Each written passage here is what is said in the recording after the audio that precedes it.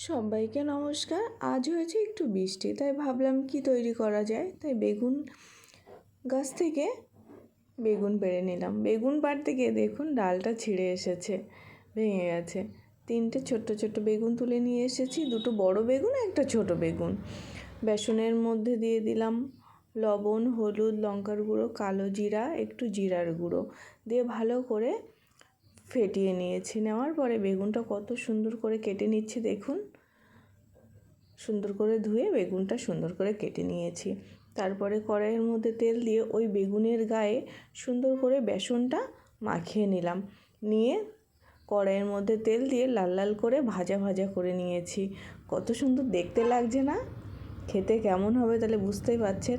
মায়ের মুখ দেখে বুঝতেই পারবেন কেমন হয়েছে। মা কিন্তু খুব ভালোই বলেছে। এইভাবে আপনারাও তৈরি করে খাবেন, আপনাদেরও খুব ভালো লাগবে। ধন্যবাদ।